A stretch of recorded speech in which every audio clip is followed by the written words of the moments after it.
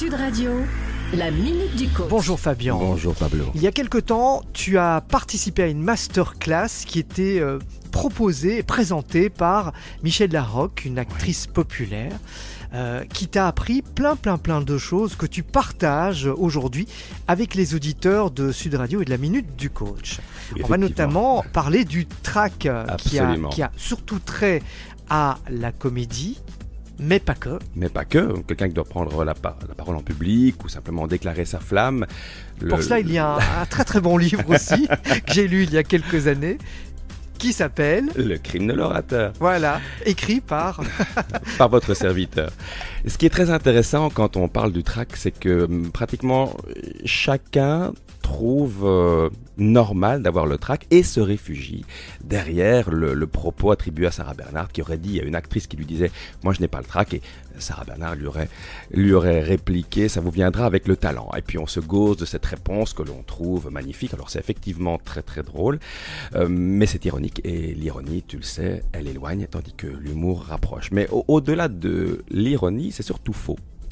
Et c'est pas parce qu'une grande tragédienne dit que le trac est presque associé au talent, voire il l'est carrément, que nécessairement nous devons la croire. Quant à Michel Larocque, pour elle, c'est clair, le trac, c'est de l'ego. C'est parce que vous voulez être bien.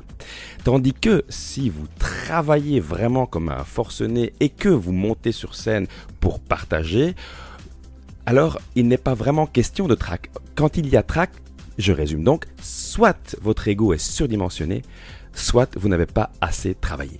Si vous avez énormément travaillé, a priori, qu'il y ait une excitation positive, certes, mais le trac, non. Le premier travail, c'est donc vous. Travailler sur vous et ne pas confondre égoïsme et égocentrisme. On a déjà évoqué ici même à ce micro la notion de narcissisme. Je vous avais dit que parfois il est bon d'être centré sur soi et être égoïste. Dans ce cas, ça veut dire s'occuper de soi parce que tout ce que vous êtes est important et puis personne ne s'occupera de votre bonheur à votre place. Il faut s'aimer, ajoute Michel Larocque, pour ne pas demander d'amour aux autres. S'aimer pour ne pas demander d'amour aux autres. Et puis, elle termine en expliquant que si l'acteur francophone répète, donc va en répétition, l'acteur allemand, lui, ce n'est pas le même langage du tout. Il ne dit pas « je vais répéter », il dit « je vais essayer ». Et c'est très intéressant parce que ce n'est que quand vous essayez que vous pouvez viser l'excellence. Alors que si vous vous jugez, vous faites toujours moyen. Vous êtes toujours moyen. En conclusion, lâchez prise. La liberté est au bout de cela, ainsi qu'une vie beaucoup plus riche. Merci beaucoup Fabien. Sachez que les podcasts de la Minute du Coach vous attendent sur sudradio.be.